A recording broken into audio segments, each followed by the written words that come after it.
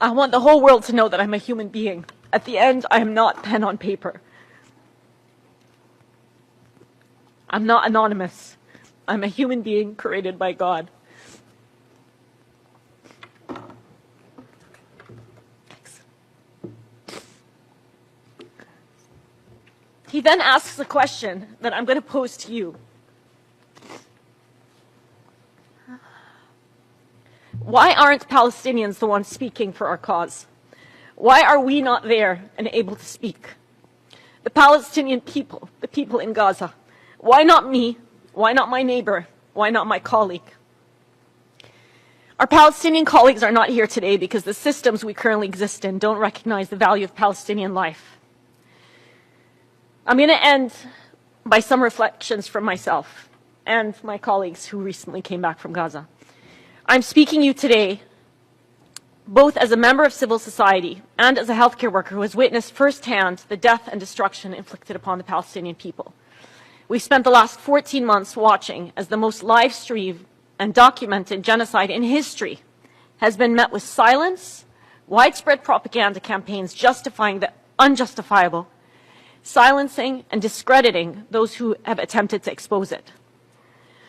The eyewitnesses that have made it out alive consistently reported crimes that in any other context would have led to sanctions. But here, after 14 months of the most grave breaches of humanitarian law, gross violations of human rights, barbaric war crimes, it is met with impotence by individuals, countries, and the very institution represented by this building. One day, someone will dig up the records of our testimonies, pleading for 14 months. They will dig up the records of Palestinians covering their own genocide when international journalists were unprecedentedly banned from entering.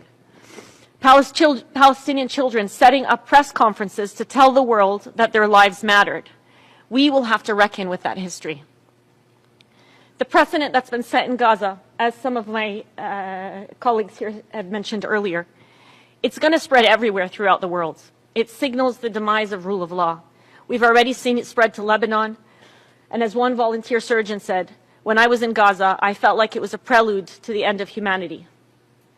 If solidarity with your fellow humans is not enough of a reason to act, think about how this is going to spill over. This should be frightening for everyone. I recognize that the words I shared with you today are heavy. But these words pale in comparison to the reality experienced by Palestinians for over 400 days and 76 years before that. Palestinians don't need our pity. They don't need our praise. They need our meaningful and truthful solidarity.